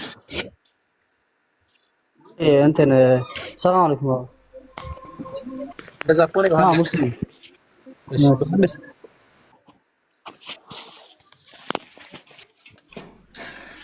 ዮሐንስ ጥያቄ ካለ መቀጠል ትችላለህ። እኔ እንኳን ተናንተ መጽሐፍ ቅዱስም ሳይሆን አለ አይደለ ነቢያት እንዴት ነው ታምናላችሁ አታምኑ? በነቢያት አሁን ገና መቅኔ ያለው ጥያቄ ነው የጠየቀኝ። አሁን ስጋ ምናምን ሁሉ የተሟላ ጥያቄ ማለት ነው። በጣም ወሳኝ ጥያቄ ነው። በጣም ምርጥ ጥያቄ። እናንተ ሙስሊሞች በነቢያት ታምናላችሁ ወይ? በጣም ነው የምናምነው። በጣም ማለት ነው።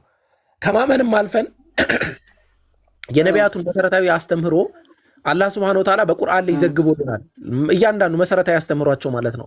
እና መሰረታዊ አስተምህሯቸው ሲያስቀምጥ አላህ ሱረቱል አዕራፍ ምዕራፍ 6 አንቀጽ 59 ላይ ወገኖቼ ሆይ አላህን ተገዙ ከእርሱ ሌላ ምንም አምላክ የላችሁም ብሎ ነብዩላህ ኑህ ሰብኳል ብሎ አላህ ያስቀምጥልናል። በተመሳሳይ ሱረቱል አዕራፍ ምዕራፍ አንቀጽ 65 ላይ ስለ ነብዩ ሁድ ሲናገር ምን አለ? ወገኖቼ ሆይ አላህን ተገዙ ከእርሱ ሌላ ምንም አምላክ የላችሁም ብሎ ነው ያስቀምጠው። በተመሳሳይ ደረጃ ሱረቱል አዕራፍ አንቀጽ 73 ላይ ወገኖቼ ሆይ አላህን ተገዙ ከእርሱ ሌላ ምንም አምላክ የለም ብሎ አስቀምጧል ይላል። ነብዩ ሳሊህ ተብለው የሚጠሩ ነብይ ማለት ነው። በተመሳሳይ ሹዐይብ ተብለው የሚጠሩ ነብይ ሱረቱል አዕራፍ አንቀጽ 85 ላይ ወገኖቼ ሆይ አላህን ተገዙ ከእርሱ ሌላ ምንም አምላክ የላችሁም ብሎ አስቀምጧል ነው የሚያስቀምጥልን። በተመሳሳይ ደረጃ ሱረቱ አሊ ኢምራን ምዕራፍ 3 አንቀጽ 51 ላይ አላህ ጌታዬና ጌታችሁ ነው ስለዚህም ተገዙት ይህ ቀጥተኛው መንገድ ነውና ብሎ አስቀምጧል ብሎ ያስቀምጥልናል። ማን? መሲሁ ኢየሱስ ክርስቶስ ማለት ነው። እኛ ሙስሊሞች አርካንም ብለን የምንጠራቸው ነገራቶች አሉ፣ ወይም ማዕዘናት መሰረታዊ ብለን የምንጠራቸው ነገራቶች ማለት ነው። አንደኛ የእስልምና ማዕዘን ብለን የምንጠራው ነው። ሁለተኛ ደግሞ የእምነት ማዕዘን ብለን የምንጠራው ነው። ከእምነት ማዕዘን ውስጥ አንድ ሙስሊም ለመባል በነቢያቶች ማመን ይገባዋል። በነቢያት ካላመነ የለም በቃ ዋጋ የለውም። ሱረቱ ዙኽሩፍ አንቀጽ 45 ላይ ከአንተ በፊት የላክናቸውንም መልእክተኞችንም ጠይቅ ከአራህማን ሌላ የሚመለክ አማልክትን አድርገናልን ይላል። እያንዳንዱ ነቢይ አላህን Subhanahu Wa Ta'ala ሲሰብክ ነበረ ብለን እናስቀምጣለን። ስለዚህ ነቢያቶች እኛ እናምናለን፣ ማመንም በእነሱ ይገባናል። አላህን የላካቸው ብለን እናምናለን። ኢተሳሳች ናቸው በሚያስተምሩት ነገር ብለንም እናምናለን ማለት ነው። ቀጥል ዮሐንስዬ። እሺ አሁን ለምሳሌ አንተ ያልከው እንደምትለው ነው። እሺ አሁን ስንት ነው ታሉ ብሎ በእናንተ ቁርአን ላይ እንኳን ወደ እናንተ ቁርአን ገብቻ ነው ቢማላቅም እሺ ምን ስንት ነቢያቶች ነው ያሉ በእናንተ? አዎ የነቢያት ቁጥርን አስመልክቶ ስንት ነቢያቶች ነው ያሉ አሁን በእናንተ ቁርአን ላይ ተመዝግበው ያሉት በታሪክ? እሺ የነቢያት ቁጥርን አስመልክቶ እንዲህ ነው ብለን የምንናገረው ነገር የለም በመሰረቱ ማለት ነው። ለምንድን ነው እንደዛ ማይሆነው? አላህ Subhanahu Wa Ta'ala በጣም ብዙ ነቢያትን ልኳል። ለእያንዳንዱ ቦታ፣ ለእያንዳንዱ ኡማ፣ ለእያንዳንዱ ማህበረሰብ ነቢያትን ልከናል ብሎ አላህ አስቀምጧል። ከነዛ መካከል ኡሉል አዝም ተብለው ወይም ደግሞ የታላቅ ሰብር ባለቤት የታላቅ ትዕግስት ባለቤት ተብለው የሚጠሩ 5 ነቢያት አሉ። ከዛ ውጪ ደግሞ ሜጀር ብለን የምንጠራቸው በቁርአንና በሐዲስ ደግሞ የተጠቀሱ ኦልሞስት ወደ 30 ከ29 ወደ 30 ምናምን አካባቢ ደግሞ የሚጠጉ ነቢያት ጨምራሉ ማለት ነው። እነ ዳንኤልን ሌሎችን ስንጨምር ማለት ነው። እና ከዛ ደግሞ በጣም በሺዎች የሚቆጠሩ ነቢያቶች እንዳሉ እናምናለን። ጥሩሽ አሁን ለምሳሌ እናንተ አሁን ብዙ ጊዜ ስታወሩም ወይም ሁሉን ነገር አሁን በቃ ትራስ አድርጋችሁ የምትንቀሳቀሱ በማን ነው? በነብዩ መሐመድ ነው። እነዚያኞችን ማታካትቱ ለምንድን ነው የኔ ጥያቄ። አሁን ለምን እንደሆነ ላስረዳ። ዮሐንስዬ በጣም የሚገርምህ ማለት ነው ቁርአን ላይ አንድ ሰው ቁርአንን ከፍቶ ቢመለከት ወይም ቁርአንን ቢያነብ ስለ ነብዩ መሐመድ ሰለላሁ ዐለይሂ ወሰለም ሊሚትድ የሆነ ነገር ነው የሚያገኘው። ነብዩ መሐመድ ሰለላሁ ዐለይሂ ወሰለም እንዴት እንዳገቡ፣ ማንን እንዳገቡ፣ ስንት ልጆች እንደነበሯቸው፣ እንዴት እንደወለዱ፣ መች እንደወለዱ፣ የት እንደኖሩ የመሳሰለውን ገለጻ አላህ ሱብሓነሁ ወተዓላ ቁርአን ላይ ያስቀምጥልን። ተመልክታችሁ ከሆነ እንደውም ቁርአን ላይ አላህ ሱብሓነሁ ወተዓላ የነብዩ መሐመድ ሰለላሁ ዐለይሂ ወሰለም ስም ከ4 ጊዜ በላይ ራሱ አላስቀመጠው እና ይሄ የሆነበት ምክንያት ምንድነው ሲባል ቁርአን የመጣበት ዋና ዓላማ አንድ አምላክን ሊሰብክ ነው፣ ሌላ ነገር አይደለም። አንድ አምላክ ነው፣ ወደ አላህ ነው፣ ወደ ግለሰብ አይደለም የሚጠራው። የግለሰብን ታሪክ አይደለም አላህ አላህ ነው የሚለው፣ አንድ አምላክ ብሎ ነው የሚያስቀምጠው። እና በዛ አንድ አምላክ መጥራት ውስጥ ቁርአን ቆይ አስጨርሰኝ። በዛ አንድ አምላክ መጥራት ውስጥ ቁርአን ስለ ነብዩ ሙሳ፣ ስለ ነብዩ ኢብራሂም፣ ስለ ነብዩ ኢስማኤል፣ ስለ ነብዩ ኢስሐቅ፣ ስለ ነብዩ ሱለይማን፣ ስለ ነብዩ ዳውድ፣ ስለመሳሰሉ ነቢያቶች ኢየሱስ ክርስቶስን ጨምሮ ታሪካቸውን በሰፊው ዘግቦልናል። እኛ ነብዩ መሐመድ ሰለላሁ ዐለይሂ ወሰለም ብቻ አንልም። ነብዩ ራሳቸው ምንድነው ያሉት? እኔና ነቢያቶች ወንድማማቶች ነን፣ ከኛ መካከል አትለዩ ብሎ ነው ያስቀመጡት። አንለይም ላኑፈርቁ በይነ አሐድ ሚን ሩሱሊ፣ አንለይም በነቢያት መካከል ማለት ነው። ነገር ግን ተመልክተህ ከሆነ እያንዳንዱ ነቢያት የተላኩት ለማን ነው? ለማህበረሰባቸው ነው፣ እዛው ዘንድ ላሉ አካላቶች ነው። ኢየሱስ ክርስቶስ ለእስራኤል ነው የተላከው፣ ሙሴም በተመሳሳይ ደረጃ እና አብርሃምን ሌሎችንም ተመልክተህ ከሆነ ማለት ነው። አላህ ግን ምን አደረገ? አንድ መልእክተኛን ላከ። ማን የሚባል መልእክተኛን? ሙሐመድ ሰለላሁ ዐለይሂ ወሰለም የሚባል መልእክተኛን ማለት ነው፣ ለዓለማት ብርሃን ይሁን ዘንድ። ከዛ ምን አለው? ኢና አርሰልናከ ሻሂደን ወሙበሽረን ወነዚራ፣ አንተን አስጠንቃቂ መስካሪ አድርገን ልከናል። ለማን? ረሕመተን ሊልዓለሚን፣ ለዓለማት እዝነት አድርገን የላክን ብሎ ነው ያስቀምጠው። በተመሳሳይ ሱረቱል ፉርቃን ላይ ተባረከ ለዚ ነዘለ አልፉርቃነ ዐላ ዐብዲህ ሊየኩነ ሊልዓለሚን ነዚራ፣ ለዓለማት አስጠንቃቂ ይሆን ዘንድ ፉርቃንን ወይም ለየሆነ መጽሐፍን የላከለትን ነብዩ መሐመድ ሰለላሁ ዐለይሂ ወሰለም እሳቸውን ጠቀሰ፣ ለዓለማት እዝነት የሆኑ ዘንድ ማለት ነው። ስለዚህ ለኛ የተላኩልን ነብይ እሳቸው ናቸው። ህይወት ታሪካቸውን በትክክል የምናገኘው እሳቸውን ነው። ስለዚህ ከእሳቸው ጋር የተለየ ቅሩኝት አለን ወይ? አዎ አለን። ከሌሎች ነቢያቶች ጋርም በተመሳሳይ ደረጃ ግን እናምንባቸዋለን መላካቸውን። የእነሱን ህግ እኛ እንመራለን ማለት አይደለም። ለምሳሌ ከዛሬ ከ2000 ዓመት በፊት ኢየሱስ ክርስቶስ እስራኤል ምድር ላይ ይዞት የመጣውን ህግ እኛ እንመራው ቢባል ራሱ ለህይወታችን አመቺ ሆኖ አናገኘውም። ምክንያቱም ያ በጊዜው ለነበሩ ግለሰቡ በጊዜው በነበረው ጂኦግራፊክ ኤሪያ የተገደበ ነበረ። ቁርአንስ ሞክረው የትም ሀገር ብትሆን አማዞን ላይ ብትሆን ለአንተ ምሪት ይመቻል፣ የነብዩ ሱና ማለት ነው። የሚገርመው ነገር እሱ ነው። ተአምሩም ትልቁ ነገር እሱ ነው። ስለዚህ ከዛ አንፃር ነው ነብዩ ቢባል በሰማ ከዛ አንፃር ነው ዮሐንስ። እኔ እኮ ግራ ግብት ነው የሚለኝ። አሁን ወደ እናንተ ስንመጣ አለ አይደለ የሆነ እንጃ ብቻ የምታወሩት ነገር ትክክል እየመሰለኝ አይደለም። እኔ ገብቷል። አሁን እናንተ ነቢያትን እንኳን ለመከተል ብትፈልጉ ግዴታ መሐመድ ማስቀደም አለባችሁ ማለት ነው። መሐመድ ደግሞ ከስንት ሺህ ነቢያት መካከል በኋላ ነው የመጡ ነቢያት ናቸው እኔ ስሰማ፣ ወይም እናንተ ስታስተምሩ እንደዚህ ነው የምትሉት አይደለ? ስለዚህ አሁን እነሱ መጨረሻ ላይ የመጡት ማንን ለማስተማር ነው? ወይስ የእሳቸውን ህግ እንዴት ፈጣሪ ተከተሉ ብሎ ሊያስተምራችሁ ይችላል ነው የምለው።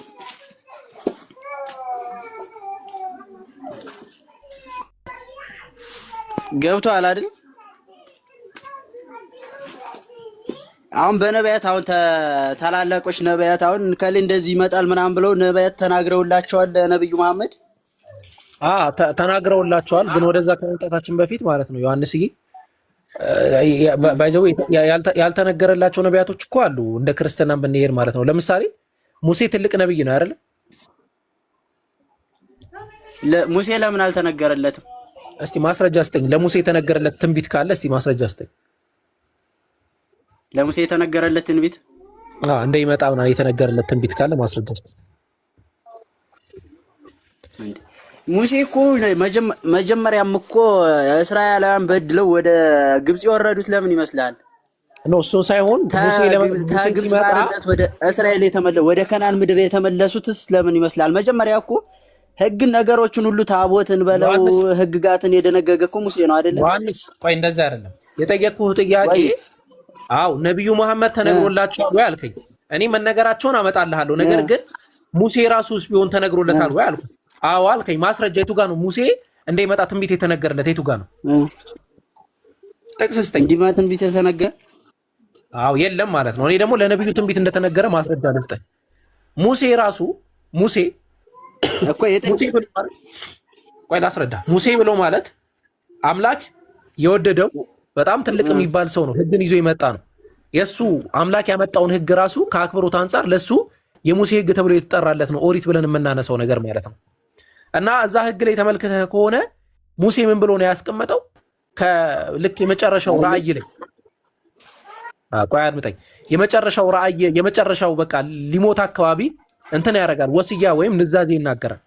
እና ያ ንዛዜ ላይ ምን ብሎ ነው የሚያስቀምጠው? ዘዳግም ምዕራፍ 18 ቁጥር 18 ላይ ተመልክተህ ከሆነ እንዲህ ይላቸዋል ማለት ነው። እግዚአብሔር ነው ይህንን ንግግር የሚናገረው። ከወንድሞቻቸው መካከል እንዳንተ ያለ ነብይ ያስነሳላቸዋል፣ ቃሌንም በአፉ አደርጋለሁ፣ ያዘዝሁትንም ቃል ሁሉ ይነግራቸዋል። በስሜም የሚናገረው ቃል የማይሰማ ሰው እኔ በቀልለታለሁ። ነገር ግን ይናገር ዘንድ ያላዘዝኩትን በስሜ በድፍረት የሚናገር ወይም በሌላ አማልክት ስም የሚናገር ነብይ እርሱ ይገደል ብሎ ያስቀምጣል አምላክ ማለት። እና አምላክ እዚህ ጋር ተመልክተህ ከሆነ እስራኤልም ምን እያላቸው ነው? እናንተ እስራኤሎች ሆይ ከወንድሞቻችሁ መካከል እንዳንተ እንደ ሙሴ ያለ ነብይ ያስነሳላችኋለሁ። እንደ ሙሴ ያለ ነብይ ከእስራኤል ወንድሞች መካከል ተነስቷል። እስራኤላዊ አይደለም፣ ምክንያቱም የእስራኤል ወንድም ነው የተባለው። የዮሐንስ ወንድም ዮሐንስ አይደለም። የአወከር ወንድም አወከር አይደለም። የአወከር ወንድም አብደላ ሊሆን ይችላል፣ ሌላ አካል ሊሆን ይችላል። የዮሐንስ ወንድምም አበበ ሊሆን ይችላል፣ አበበሽ ምናምን እንደዚህ ሊሆን ይችላል። ስለዚህ እስራኤል ምን አላቸው? ከወንድሞቻቸው መካከል አለ፣ ከእናንተ ወንድሞች መካከል። የእስራኤል ወንድሞች ብለን የምናነሳቸው ማን ናቸው? ኤዶማውያን ናቸው ወይ ኢሳውያን ናቸው ወይ ደግሞ እስማኤላውያን ናቸው በመሰረቱ ማለት ነው። ሁሉም አረብ ጎሳ ብለን የምንጠራቸው ነብዩ መሐመድ ሰለላሁ ዐለይሂ ወሰለም የመጡበት ጎሳ ብሎ ማለት ነው፣ ወይም እንትን ነው ነገድ ብሎ ማለት ነው። እና ይህንን ራሱ ሲያረጋግጥልን እዚሁ ዘዳግም ምዕራፍ 34 ቁጥር 5 እስከ 10 ጀምሮም ስትመለከተው ስለ ሙሴ ከተናገረ በኋላ ምን ይላል? ከዛ ጊዜ ወዲህ በእስራኤል ላይ እንደ ሙሴ ያለ ነብይ አልተነሳም ብሎ ያስቀምጣል። በእስራኤል ላይ እንደ ሙሴ ያለ ነብይ ተነስቶ አያውቅም። በአንዳንድ ትርጓሜዎች ምን ብሎ ነው የሚያስቀምጡት? ኔቨር ብሎ ነው የሚያስቀምጠው። አይነሳምም። ዊል ራይዝ ብሎ ነው የሚያስቀምጠው። ወደፊት ፊውቸር ቴንስ ይህ ባይብል ተርጓሜ ላይ ማለት ነው። ወደፊትም አይመጣም ብሎ ነው የሚያስቀምጠው። ስለዚህ ያ ነብይ ከእስራኤል ካልሆነ ከእስራኤል ውጭ የመጣው ነብይ ማን ነው ነው ጥያቄያችን። የሚገርምህ ያ ነብይ ኢየሱስ ክርስቶስ በሕይወት ዘመን እስካለ ድረስ የሚጠበቅ መሲህ ነበረ፣ ነብይ ነበረ። የዮሐንስ ወንጌል ላይ ይህንን ነብይ ታገኘዋለህ በግልጽ ተቀምጦ ማለት ነው። ዮሐንስ አፈወርቅ ይሄ ነብይ በዘዳግም ላይ የተጠቀሰው ነብይ ነው ብሎ ነው የሚያስቀምጠው። የዮሐንስ ወንጌል ምዕራፍ 1 ላይ ታገኘዋለህ ጥቅሱ ማለት ነው። ዮሐንስ ወንጌል ምዕራፍ 1 ከቁጥር 29 ጀምሮ ስትመለከት ምን ብሎ ያስቀምጣል? አጠቃላይ ታሪኩን ያስቀምጥና ከቁጥር 29 ጀምሮ ሰዎች ወደ እሱ ይመጣሉ። ከቁጥር 19 ጀምሮ አይሁዶች ወደ ዮሐንስ መጥምቁ ዮሐንስ ይመጡና አንተ ማነህ ብለው ይጠይቁት ዘንድ ከኢየሩሳሌም ካህናትና ሌዋውያንን በላኩ ጊዜ የዮሐንስ ምስክርነት ይሄ ነው። መሰከረም አልካደም። እኔ ክርስቶስ አይደለሁም ብሎ መሰከራል። ክርስቶስ ነህን ብለው ጠየቁት። አይደለሁም አለ። እኔ ክርስቶስ አይደለሁም አለ። 21 ላይ መጣ። አንኪያስ ማን ነህ አሉት። ክርስቶስ ካይደለ ኤልያስ ነህን አሉት። ኤልያስ ይነሳል ብሎ ያምኑ ነበር። ሁለተኛ ሳሙኤል ላይ ማለት ነው። ኤልያስ ነህን ብለው ሲጠይቁት አይደለሁም አለ። ከዛ ቀጠሉና ነብዩ ነህን አሉት። አሪዩ ዘ ፕሮፌት ሆ ፕሮፌተስ ነው የሚለው ግሪከኛው። ያ ነብይ ተጠባቂው ነብይ ነህን አሉት። አይደለሁም ብሎ መሰከራል። አይደለሁም ብሎ መልሳል። እዚህ ጥቅስ ላይ በግልጽ እንደምታዩት ሶስት ኢንቲቲዎች ሶስት ማንነቶች አሉ። አንደኛው መሲህ ተብሎ የተጠቀሰው ነው። ዘመሳያ ተብሎ የተጠቀሰው ነው። ማን? ኢየሱስ ክርስቶስ። ሁለተኛው ኤልያስ ነው። ሶስተኛው ደግሞ ነብዩ ተብሎ የተጠራው ሆ ፕሮፌተስ ተብሎ የተጠራው ተጠባቂው ነብይ ነው። ያ ነብይ ማን ነው? አላህ ቁርአን ላይ ያስፈሮታል። ያ አዩሃን ነብይ አንተ ነብይ ሆይ አላቸው። ነብዩ ብሎ ነው አላህ ራሱ የጠራቸው ማለት ነው። በተመሳሳይ አላህ ምን አለ? ኢና አርሰልና ኢለይኩም ረሱለን ሻሂደን አለይኩም ከማ አርሰልና ኢላ ፊርዓውን ረሱላ ወደ ፍርዓውን መልእክተኛን የላክነው አይነት መልእክተኛ እንደ እርሱ አይነት መልእክተኛ ወደ እናንተም ልከናል። እንደ ፍርዓውን አይነት መልእክተኛ ማን? ነብዩ መሐመድ ሰለላሁ ዐለይሂ ወሰለም። ሱብሃንአላህ። ስለዚህ ለነብዩ መሐመድ ሰለላሁ ዐለይሂ ወሰለም የተነገረ ትንቢት የለም ብሎ መሞገትም ሆነ መሟገት የሚያዋጣ ነገር አይደለም። ይሄ መጀመሪያው የምናነሳው ነገር ነው። ሁለተኛ ልጨምርልህ። እያዳመጥከኝ ነው ዮሐንስ? እያዳመጥኩ ነው። አዎ። ሁለተኛው ደግሞ ራሱ ዘፍጥረት ምዕራፍ 49 ላይ የምታገኘው ጥቅስ አለ። ዘፍጥረት ምዕራፍ 49 ከቁጥር 4 ጀምሮ ተመልከተው። ይሄን ጥቅስ ማለት ነው። በጣም የምትገርም ጥቅስ ናት። ከቁጥር 49 ከቁጥር አላይክ ከ9 ጀምሮ መመልከት እንችላለን። በጣም ምርጥ ጥቅስ ናት። እንዲህ ይላል ይሁዳ ወንድሞችን እንትና ነው ታሪኩ እንድትረዱት። ያዕቆብ ልጆቹን ይሰበስባል። ሁሉንም ልጆች ይሰበስብና ሊባረካቸው ነው። ዘፍጥረት ምዕራፍ 49 ቁጥር 1 ላይ ያዕቆብ ልጆቹን ጠርቶ እንዲህ አለ፣ በኋለኛው ዘመን የሚያገኛችሁን እነግራችኋለሁ፣ ተሰብሰበዋል። አስተውሉ። ወደፊት የሚሆነውን ነገር በኋለኛው ዘመን ማለት ወደፊት የሚመጣውን ነገር ሊነግራቸው ነው ያዕቆብ። እናንተ ያዕቆብ ልጆች ተሰብሰቡ፣ ስሙ አባታችሁ እስራኤልን አድምጠዋል። ምን ሊላቸው ነው? ሮቤል አለ አንተ በኩር ልጄ ነህ፣ ኃይሌ የጉብዝናዬም እንደዚህ ምናምን እያለ አስቀመጠ። ከዛ 8 ላይ መጣና ይሁዳ አለው ወንድሞችህ አንተን ያመሰግኑሃል፣ እጅህም በጠላቶችህ ደንደስ ላይ ነው፣ የአባትህም ልጆች በፊትህ ይሰግዳሉ አለ። 9 ላይ መጣና ምን አለ? ይሁዳ የአንበሳ ደቦል ነው፣ ልጄ ሆይ ከአድንህ ወጣ፣ እንደ አንበሳም አሸመክ፣ እንደ ሴት አንበሳም አደባ ያስነሳው ዘንድ ማን ይችላል አለ። በትረ መንግስትም ከይሁዳ አይጠፋም አለ፣ የገዢነት ዘንግም ከእግሮች መካከል ገዢ የሆነው ሱብሃንአላህ ገዢ የሆነው እስኪመጣ ድረስ የአሕዛብ መታዘዝ ለእርሱ ይሆናል አለ። እና አንተ ጋር አለው ምን አለው? የመንግስትህ በትር አንተ ጋር ይቆያል አለ። እስከ መች ድረስ? ያ ገዢ የሆነው አካል እስኪመጣ ድረስ አለ። ያ ገዢ የሆነው አካል ግን ሲመጣ የአሕዛብ መታዘዝ ለእርሱ ይሆናል አለ። በጣም የሚገርም ነብይ ነው ያ ነብይ። ገዢ የሆነው እስኪመጣ ድረስ የአሕዛብ መታዘዝ ለእርሱ ይሆናል። ውርጫውንም በወይን ግንድ ያስራላል፣ የአህያይቱንም ግልገል በወይን አረግ፣ ልብሱንም በወይን ያጥባል፣ መጎናጸፊያውም በወይን ደም አለ። ይሄ የሚናገረው ያ ነብይ በጣም ሙጃሂድ የሚጋደል ጦረኛ ነብይ መሆኑን እየነገረን ነው ማለት ነው። አላህ ይህንን ኢንሲደንት በቁርአን ላይ ተናግሮናል። አላህ ሱብሓነሁ ወተዓላ ራሱ ሱረቱል አዕራፍ ላይ በቁርአን ላይ ተናግሯል። ሱረቱል አዕራፍ አንቀጽ 157 መመልከት ትችላላችሁ። ሱረቱል አዕራፍ አንቀጽ 117 ላይ አንዴ አማርኛውን በደንብ እንዳነብላችሁ ልክፈተው፣ እንደዚያ ይሻላል።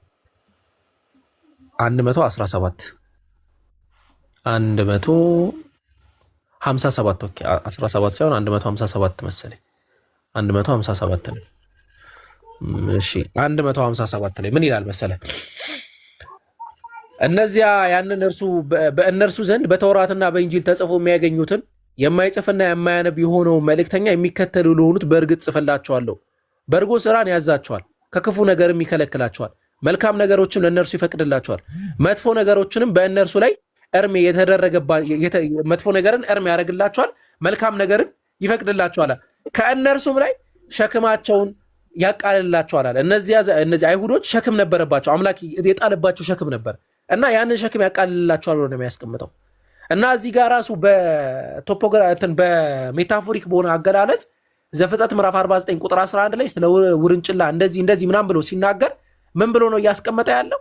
ከእናንተ ላይ መጥፎ ነገርን ያቃልላቸዋል ብሎ እያስቀመጠላቸው ነው ማለት ነው። ከጥርሱ ወተት ይመነጫል፣ እንዲህ ይሆናል፣ እንደዚህ ያደርጋል እያለ ያስቀምጣል ማለት ነው። እነዚህ ሁለቱን ለነቢዩ መሐመድ ሰለላሁ ዐለይሂ ወሰለም የተጠቀሱ ግልጽ ትንቢቶች ለመሆናቸው በብዙ ማስረጃዎች ጠቅሰንም አጣቅሰንም ማሳየት እንችላለን ማለት ነው። እሺ መቀጠል ትችላለህ። እኔ እንድነግርህ የፈለኩኝ አመሰግናለሁ። ሌላ አስገባና ወራ እሺ ጃለ እንዴ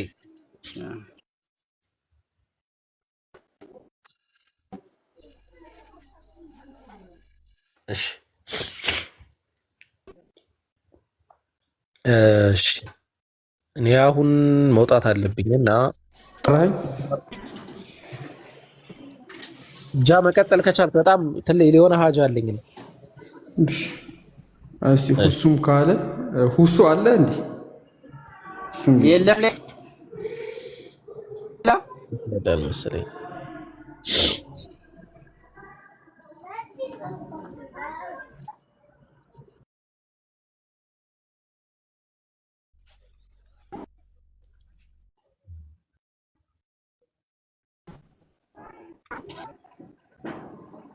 የለም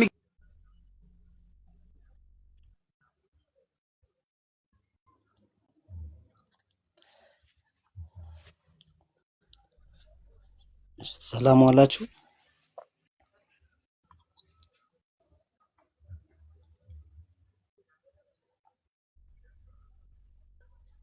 እንዴት ነህ? ሰላም ዋላችሁ አለን። እግዚአብሔር ይመስገን። እኔ አንድ ጥያቄ ነበረኝ። እሺ ጠይቅሽ። እሺ እንትን ነበረ አንድ ትንሽ ግርም ያደረገኝ ነገር ስለ ነብዩ መሐመድ ቁርአን ከመውረዱ በፊት አላህን ከሳቸው ውጭ ማን ነው የሚያውቀው?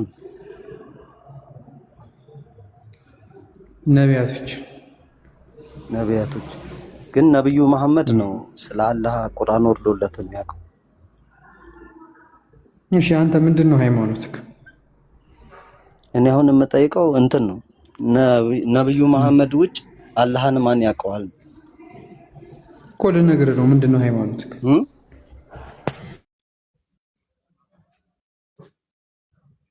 ትንሽ ግር ስለሚያደርገኝ ነው ይሄን የጠየኩት። ጥያቄ ግን ልክ ላይሆን ይችላል። ቁርአን ከመውረዱ በፊት ስለ አላህ ማን ነው የሚያውቀው? ከነብዩ መሐመድ በፊት ማን ነው የሚያውቀው ስለ አላህ? ሰላም አለይኩም ወራህመቱላሂ ወበረካቱ። ሰላም ወገናችን ፈጣሪን ማን ነው የሚያውቀው ነው የምትለው? ነቢያትን ሁሉም ያውቁታል። ነቢያቶች ያውቃሉ፣ አማኞች ያውቃሉ፣ ፍጥረታትን ሁሉ የእርሱ የበላይነት ይመሰክራሉ። ስለዚህ አላህ ከስሙ ጋር ነው ጥያቄ። ኦኬ ተመልሰሃል ጃብር፣ ቀጥል ጃብር። ዘክላ ድምጽህ ጠፍቶ ነበር። ምንድነው ሃይማኖትክ? እኔ የተናገርኩ ያለው ነብዩ መሐመድ ቁርአን ከወረደ በኋላ ነብዩ መሐመድ ነው እኮ ገባኝ። ልመልስልህ ነው። ምንድነው ሃይማኖትክ? እኔ ክርስቲያን ነኝ፣ ኦርቶዶክስ። ክርስትና ላይ ጥያቄ ስትጠይቅ ከምንድን ነው የምትመልሰው? ክርስትና ላይ ስትጠይቅ ስለ አምላክ ነው። አይ ክርስትና ላይ ስትጠይቅ ከምንድን ነው የምትመልሰው? ስለ ዓለም መድኃኒት፣ ስለ እግዚአብሔር በሱ ስር ያሉ ከምን ላይ ነው የምትመልሰው? አልገባኝም። ከምን ላይ ከመጽሐፍ ቅዱስ ላይ ኢየሱስ ቴንኪው። ከመጽሐፍ ቅዱስ ውጭ መልስ ትመልሳለህ? ከመጽሐፍ ቅዱስ ውጭ መልስ አልመልስም። ከዛ ልክ እንዳልከው በነቢያቶች እናንተ እኔ ዘጠይቀኝ ከምን ልመልስልህ? አንተ ደግሞ አዎ የምጠይቀው ጥያቄ ልክ ነህ። ከምን ልመልስልህ? አንተም ከቁርአኑ ነው የምትመልስልኝ። ትክክለኛ ጥያቄ ነው። በቃ ከቁርአን ልመልስልህ። ከነብዩ መሐመድ በፊት ስለ አላህ ማን ያውቃል የሚለው ከቁርአን ላይ ልስጣ መልስ። እሺ አንዴ ጥቅስ ላውጣልህ።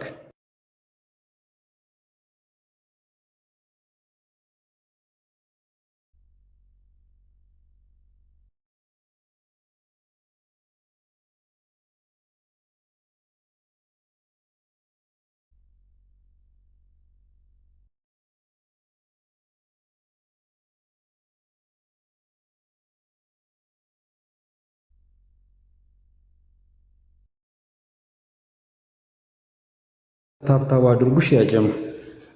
እሺ እጅ ላይ ቁርአን አለ? አብነት ቁርአን የለም። እሺ ሱረቱል አሊ ኢምራን ላይ ምዕራፍ 3 ቁጥር 67 ላይ ኢብራሂም አይሁዳዊ አልነበረም፣ ክርስቲያንም አልነበረም፣ ነገር ግን እርሱ ቀጥተኛ ሙስሊም ነበረ ይላል ቁርአን።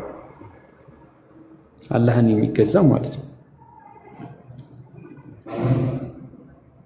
እሺ አብነት እያዳመጥክ ይሄው መለስኩልህ። ኢብራሂም አይሁዳዊ አልነበረም፣ ክርስቲያንም አልነበረም፣ ነገር ግን እርሱ ቀጥተኛ ሙስሊም ነበረ። አላህን የሚገዛ ሙስሊም ነበር። ሙስሊም መሆኑን በምን አወቀ ነው? ይሄው ቁርአን ነገረኝ።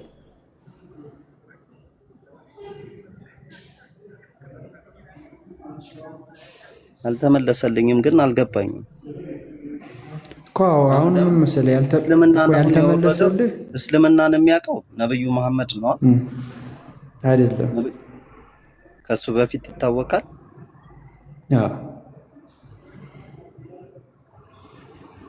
በቃ ይሄ ነው ያልገባኝ ጥያቄ። እኔ ነብዩ መሐመድ ያልገባክ ምን መሰለህ አብነት አንተ ጥያቄ ስትጠየቅ ከመጽሐፍ ቅዱስ እንደምትመልሰው እኛም ከቁርአን ነው የምንመልሰው።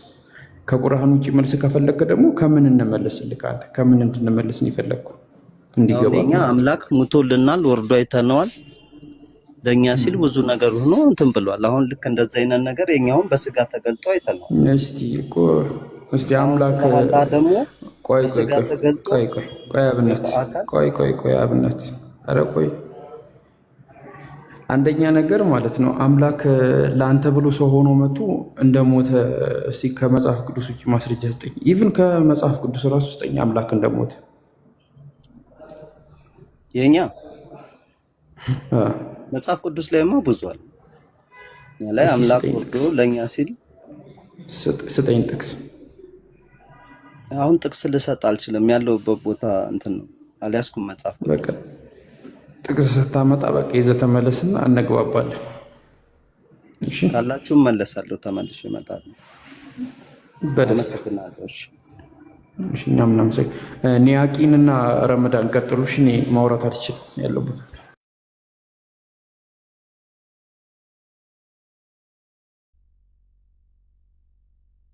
ጀዛከላሁ ኸይር ጃብ። አላህ ስብሓነሁ ወተዓላ ነቢያትን ሁሉ እንደላከ ከቁርአን ማስረጃ ስጡን ማለቱ ትንሽ ከሌሎች ለየት ያለ ጎበዝ ነው። ወለቀድ በዐስና ፊ ኩሊ ኡመትን ረሱላ አን ዕቡዱ ላህ ወጅተኒቡ ጣጉት ይሉ ነበር። ወደ ሁሉም ህዝቦች ነቢያቶች ልክ ያለው ይላል አላህ ስብሓነሁ ወተዓላ። የተላኩት መልእክተኞች ደግሞ ሁላቸው ዓላማቸው ምንድን ነው? አላህ በብቸኝነት አምልኩ፣ አላህን አምልኩ፣ ከጣዖት ራቁ እያሉ ያስተምሩ ነበር ትምህርታቸው። ስለዚህ የነቢያቶች ዓላማና ትምህርት አንድ ነው፣ እርሱም አላህ በብቸኝነት እንዲመለክ ማድረግ። ኦኬ አምላክ መጥቶ ሞተልናል ካልክ ግን ታዲያ ሰው ነው ያየኸው? ማየት ፈልገህ ከሆነ የታየው ሰው ነውና ሰውየው ከሞተ የሚሞት ሰው አምላክ ነው ብለህ ለመቀበል ራሱ የለም በመጽሐፋችሁ አምላክ ሰው ሆኖ ሞተ የሚል ቃል በቃል የለም። ቢኖር እንኳን ያዩት ሰው ከሆነ የሚሞትም ከሆነ አምላክ አይደለም ማለት ነው። ምክንያቱም የሚሞቱ ሰዎች አምላክ እንዳልሆኑ እናውቃለን። በዚህ ዓለም እኮ የሰው ልጅ እኔ አምላክ አይደለሁም እያለ ማታወቂያ አላወጣም። እኛ ሰው መሆኑ አውቀንና አይተን እንደማይመለክ እንረዳለን። የሚሞት ሰው አምላክ አይደለም። ቀጥሉ ኢንሻአላህ። እኔ ልጠይቅ፣ ይቅርታ። እሺ እስኪ ከየት ቤተ እምነት ነው የሚማረው? እኔ ኦርቶዶክስ ነበርኩኝ እስከ 3 ዓመት በፊት ምናምን። አሁን ግን ኤቲስት ነኝ፣ ገና ሃይማኖት የለኝም። ኦኬ አሁን ሃይማኖት አልባ ነህ? እሺ ምንድን ነው ጥያቄ? እኔ ያው ስለ ገነት ነው። ገነት ላይ እንደዚህ ሴቶች አሉ፣ እንደዚህ ያለ ይባላል እና እውነተኛውን ለማወቅ ስለፈለኩ ነው። የለም ስለ 72 ሚስት ምናምን የሚባል ነገር ከሆነ ዳይቭ ስህተት ነው። ኦኬ ስለ ነብዩ በ9 ዓመት ተገናኘዋት በ6 ዓመት አገባት የሚባለውስ? ነብዩ ሰለላሁ ዐለይሂ ወሰለም አይሻን በ6 ዓመታቸው ኒካ አስረው በ9 ዓመታቸው አግብተዋል ነው የሚለው። እነሱ ረመዳን ግንኙነት አድርገዋል ቢሉ ኡስታዞች አይቻልም። አንዴ ሃይማኖት ከሌለ መጀመሪያ በአምላክ ነው የምታወሩት። ስለ አምላክ መኖር አውሩ መጀመሪያ። ከዛ እሱ ላይ ስትስማሙ ከዛ ወደዛ ትቀጥላላችሁ። እኔ እኮ ሙስሊም ላይ እኮ የሆነ ነገር ስላየሁ እኮ ነው የተወሰነ ነገር ለመጠየቅ ነው እንጂ እኮ መጀመሪያ በአምላክ ላይ ስለ አምላክ ጨርሱ። ረመዳን ጨርሱ፣ ስለ አምላክ አውሩና ከዛ ወደዚህ ትገባላችሁ። ሃይማኖት ካለ ግን በሃይማኖት እያነጻጸር ይመልስልሃል። አስተምሮት እኮ እከታተላለሁ፣ እናንተ እኮ ሁልጊዜ እከታተላለሁ። ያው የሙስሊም እከታተላለሁ ሁልጊዜ። ሙስሊም ለመሆንም ሀሳብ አለኝና ግን አንዳንድ የሆነ ቅር ነገር የለም ቪዲዮ ላይ ምናምን ስታያቸው እንትን በለው ውሃ ጠጣበት። ቅር የሚልን ይተኸዋል። እሱ ራሱ ቀላል ነው። መጀመሪያ በአምላክ ዙሪያ ቀጥሉ። እችኛዋ ግን መመለሳችንም 9 ዓመት ወለ ግንኙነት አድርገዋል አላደረጉም? አምላክ ላይ አላደረጉ ከሆነ ታች ያላችሁ ሰዎች በመጀመሪያ እስኪ አሁን ኤቲስት ነኝ ብላልና ለማረጋገጥ ያለስ ኢየሱስ አምላክ አይደለም ብለን ኢየሱስ አምላክ አይደለም መንፈስ ቅዱስ አምላክ አይደለም አይደል? ፈጣሪ እንዳለ ታምናለህ? አሁን ላይ አላምንም። አሁን ላይ እኮ ኤቲስት ነኝ። አንዴ ኤቲስት